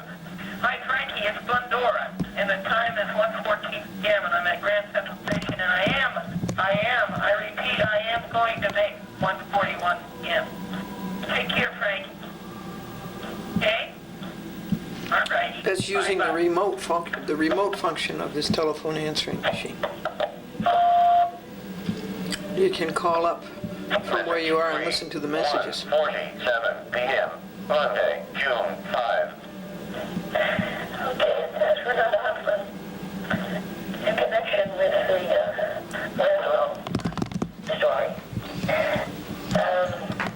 What would I like to see? I do not believe that he ever lived in that particular house. I've had a picture of his home in the 1920s. That's daily reported picture history of White Plains. There is also another Winslow, R.V.L. Winslow, but I don't know. Message 4:16 p.m. Monday, June 5. Hi, Glendora. Lila Kaplan. Sent out your transcript last week. Should get it any day, so you don't have to call me. Bye. Message 4:20 p.m. Monday, June. I was calling to ask if you had a Glendora Happy Book extra, because I really like the show. My name is Tara Walsh, W-A-L-S-H, Tara, D-A-R-A. And I live on 8 Ralph, R-A-L-P-H Avenue. My area code is 106. Message 4:26 p.m. Monday, June 5. Hi, Glendora. I'm sorry. I think we got cut off or something. I just called. My name is Carol Walsh about the Happy Book. I live on 8 Ralph Avenue. My area code is 10605, White Plains, New York. My phone number is area code 914-761-5352. Thank you very much. Goodbye. Message 4:33 p.m. Monday, June 5. Hi, this is Ed Escobar. E-D-D-Y. E-S-C-O-B-A-R. I was calling to ask for a Glendora Happy Book. I live on 174 Hartsdale Avenue. Hartsdale. Message 8:05 p.m. Monday, June 5. Hi, this is Lizzie Fitzmyers, and I was wondering if I could have a free Glendora Happy Book. I watch your show every day. I live at 11 Ralph Avenue. That's R-A-L-C-H. And our area code is 10606. Thank you. Message 9:10 p.m. Monday, June 5. Glendora, this is Marty Kish returning your phone call. I look forward to talking to you. I will be around later this evening. It's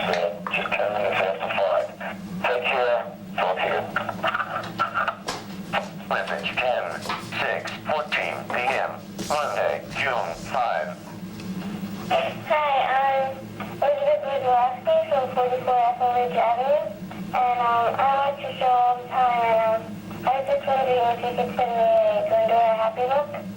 I live at 44 Etheridge, and my area code is 166. I'd really appreciate it if you could send me one. Thank you. Bye. Message 11:6:15 p.m. Monday, June 5. Hi, my name is Marissa Viola. I live at 488 Rosedale. Glendora, I watch your show all the time. Can you please send me a happy book? I live at 488 Rosedale, White Plains, and my area code is 10606. Thank you. Oh, by the way, I love your show. Bye. Message 12:6:18 p.m. Monday, June 5. Hey, thank you. I want to be Rusty, and my phone number is 949. Never mind. I want to be Rusty, and I live at 44 Etheridge in my place, and my area code is 10606. And I love your show, Glendora. And I really enjoy if you sent me a happy book. I have a day, and my phone number is... Message 13:6:20 p.m. Monday, June 5. Hello, Joe. Message 14:7:12 p.m. Monday, June 5. Hi, Glendora. This is Cynthia Berkowitz, formerly known as Cynthia Barnett. I went to AIC. I just wanted to tell you I went to the reunion. It was really fantastic. Done very professionally by AIC Alumni Reunion Committee. And they tell me that you're with CBS and what have you. And I didn't know whether you might like to have a guest on your show or, get together and just talk. I'm a newspaper columnist. I write a column for a newspaper in Connecticut. Message 15:7:13 p.m. Monday, June 5. Hi, Glendora. This is Cynthia Berkowitz again. I didn't get a chance to leave my number. You can reach me at the Journal Inquirer, INQUIRER days, 646-0500, area code 203, and at home, same area code, 203-243-2208. I really would like to talk to you and tell you more about AIC and what I've been doing. Thank you so much. Have a good evening. Bye. End of messages. Wow, what a lot of messages. I gotta go hear them again and try to get those telephone numbers. People should speak very distinctly. And that was on June the 5th, 1995, Monday. And what do you call a veterinarian who specializes in elephant skin disease? A pachydermatologist. Want to see Jenny? No, she just left. Oh, there she is in the corner. She was sleeping in the... Hey, this is how she does. She sleeps in a box cover. She sleeps there all night sometimes, and she certainly slept there all morning from 8 a.m. to noon. Katie! Oh, she doesn't want to be disturbed.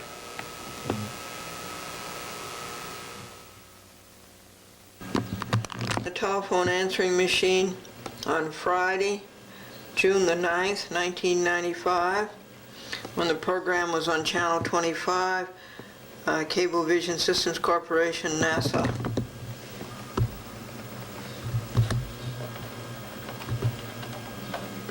3 calls, 3 messages. 10:05 p.m. Friday, June 9. Message 2:10:13 p.m. Friday, June 9.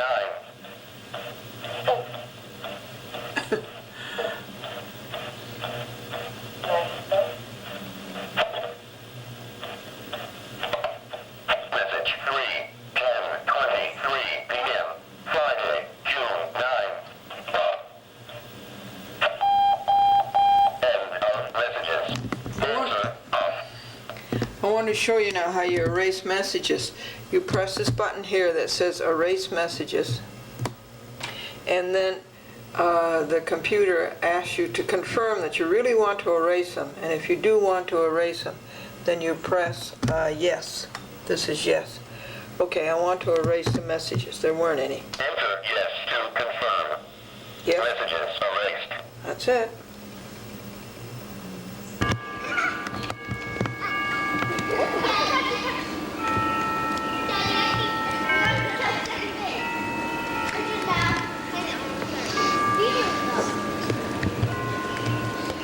Time is 8:05 a.m. This noise has been going on for 35 minutes. Please don't kick hard because I know she's done. That's Melissa Calabrese, 2B. This is why we don't have any grass. That woman is from 3C. The one in the blue is from 3C.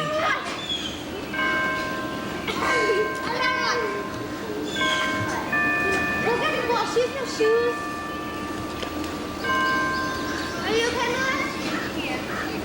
I didn't. No, that isn't fair. I told you not to hit hard, so I had no shoes on. Fine. I get second base then. Okay, then. You're on second, then I'm home anyway. Yeah. So This is why we don't have any grass. What? That's not hard. Okay.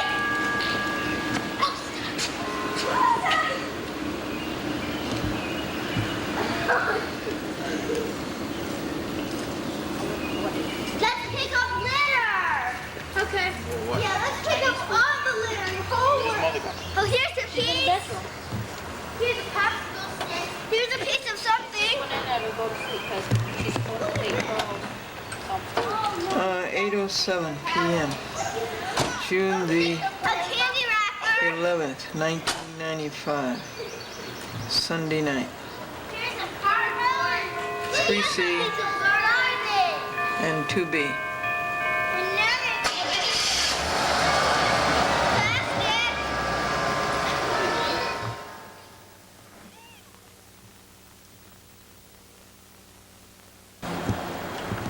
This is 3B and 2C. It's Melissa Calabrese from 2C. I got this. And the one leaning over is a guest of hers. This is 3C.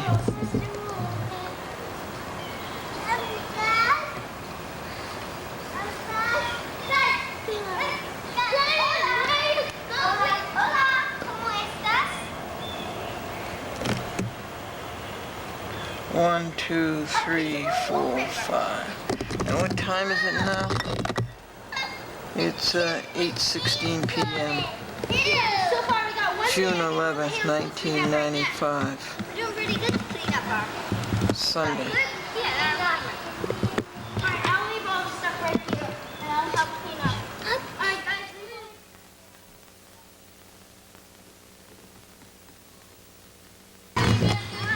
Okay, the noise is still going on.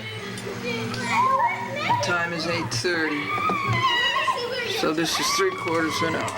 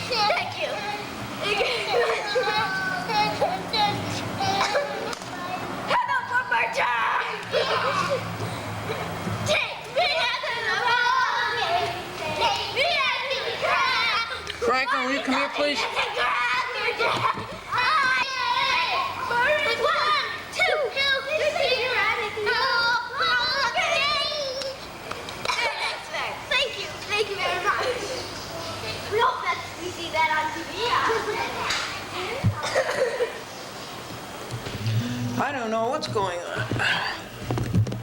Our yard is filled with strange cars, strange people, a wrecker.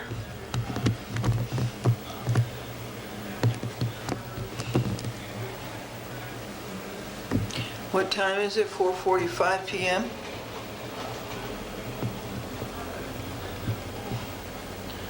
on the 12th of June, 1995.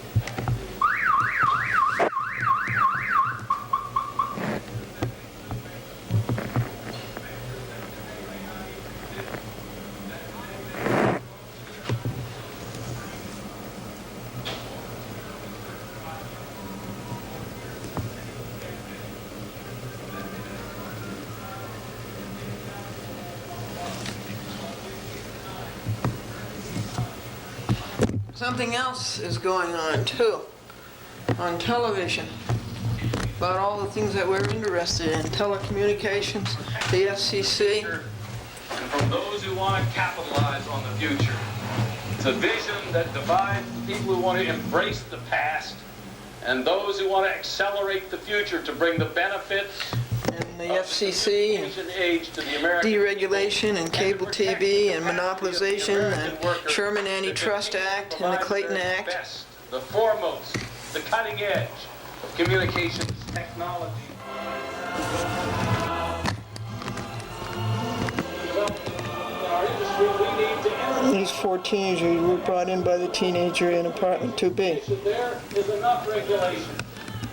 They're taking up 3 parking spaces and they don't own any of them. Advice differs in antitrust. Then we're told that we should fear more governmental involvement in the private sector. This is not some, quote, big bureaucracy, one senator said. They only have 800 lawyers over there at the antitrust division. Imagine that, Mr. President. We're trying to convince the American people That's 2B, one in the yellow, facing to the south. productivity and competitiveness for our They're smoking cigars. In fact, we tell the people if these 800 lawyers don't help us by picking these 1, 2, 3, 4, 5. then the fastest road And what time is it? fail and rain unknown harm on American consumers. 4:43 p.m.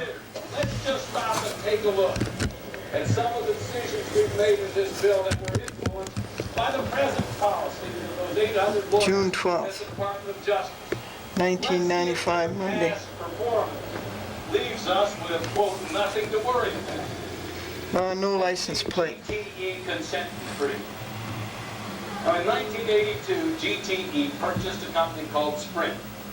The department thought that these two companies getting together, providing local and long-distance services would be dangerous to competition. So they said that GTE, before the acquisition of Sprint could take place, would have to agree to a consent decree with which the company complied.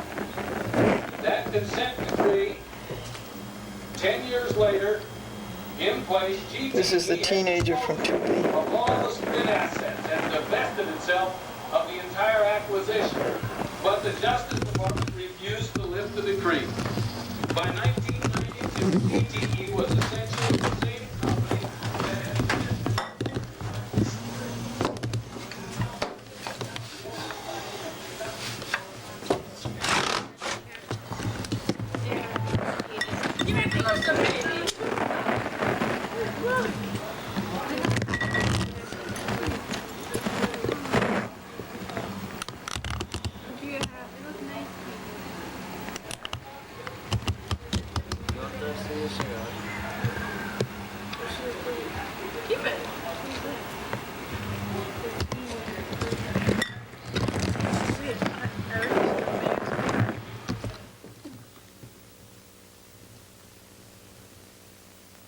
Day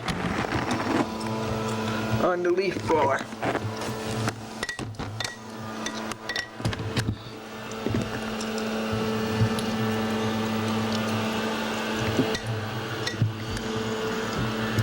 This is June the 13th. It's over on June the 15th, Friday. No more leaf blowers in White Plains until the first day of October.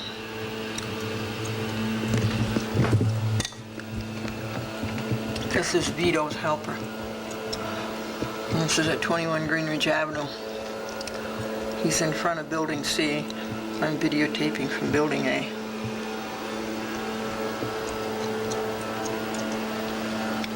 And the time is 8:57 a.m.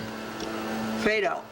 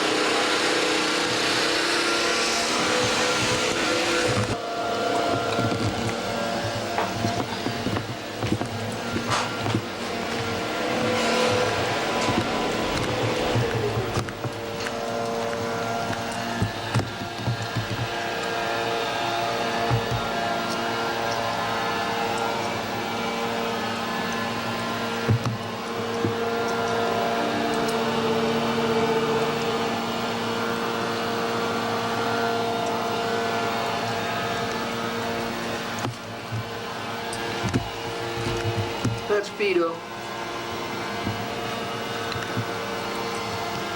And that's his helper. Time is 9 a.m. June 13, 1995, Tuesday.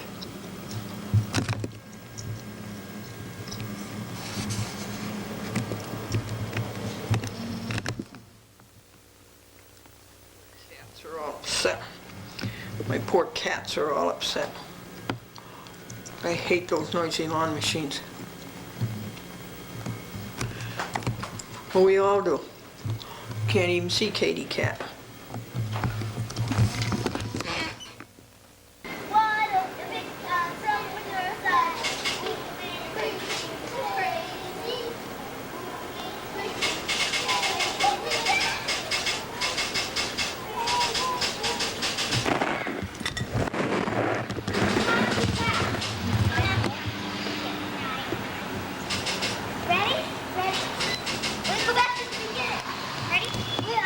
Oh, okay, ready?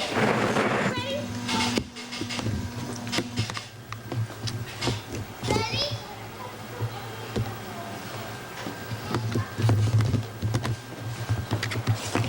6 p.m. is now 6:38 p.m. and it's 8 girls. 3C. On June 13th, 1995, Tuesday. Ready? Oh wait, everybody move down to the square.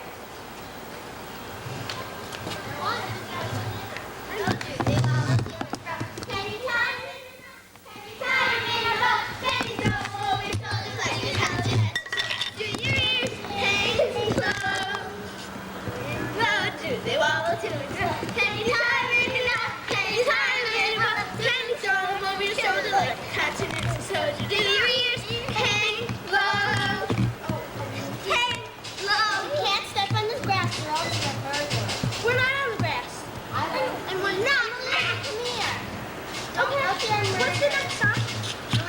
Polly do the lower deck. Okay. Next we'll be singing Polly do the lower deck. That. Eric, I had to make you be our audience. Do something, see my... Buddy, how are you doing? We have to put up 3 graphics for you. Glendora versus Scott Lord, then Glendora versus Philip Amicone, then Glendora versus CBS, and Glendora versus Conrad's Duberstein. We have to put up those graphics for you. And while we're doing that, here is a communication from the Court of Appeals, State of New York, Albany. Glendora, Box 416, White Plains, New York, Glendora versus Amacone, motion number 1995-567. Glendora versus CBS Incorporated, motion number 95-568. Glendora versus Conrad Duberstein, motion number 95-683. Dear Glendora, your reply affidavits dated May the 13th and May the 27th, 1995 have been received and are before the court for such consideration as the court determines to be appropriate, pursuant to section 500.12 of the court's rules. Very truly yours, Suzanne Iardo, Chief Motion Clerk. Copy to Douglas P. Jacobs, Wilson Iser Moskowitz, that would be Amacone. The City of White Plains, instead of having their own lawyer, hires a lawyer and pays our tax money to some devious law firm in Manhattan. That would be Wilson Elser. And D'Amato and Lynch, that would be, what's her name? Shrewsbury, for Richard O'Connell. Donald M. Sharaw is the clerk of the court, and it's pretty fancy stationery.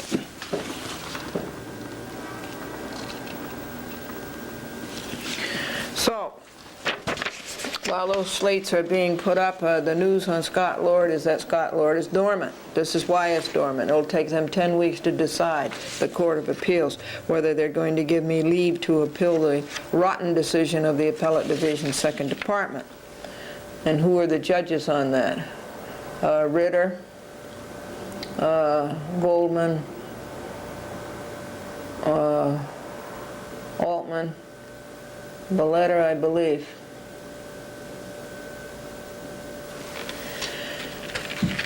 So Scott Lord will be dormant until Labor Day, other than the fact that I have reason to believe that Scott Lord is operating without a consumer affairs license, that James Picken knows that, and that Thomas Galata knows that, and nothing is being done about it.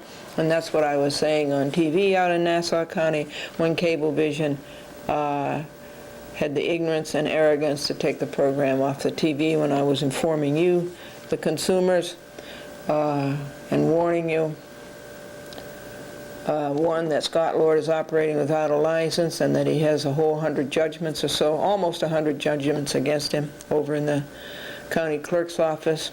Look up the sheriff's file.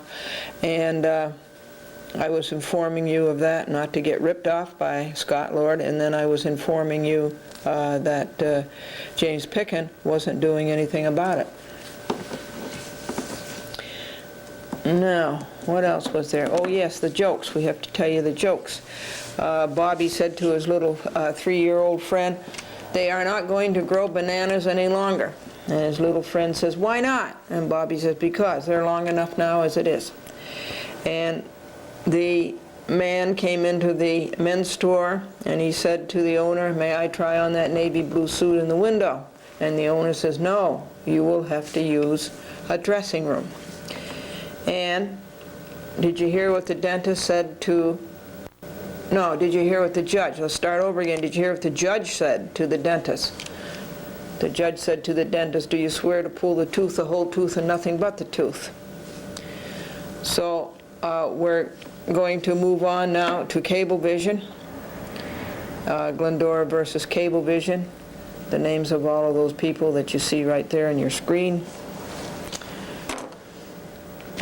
This is, folks, is the Cablevision discovery file. Isn't that awful? It's fatter than I am.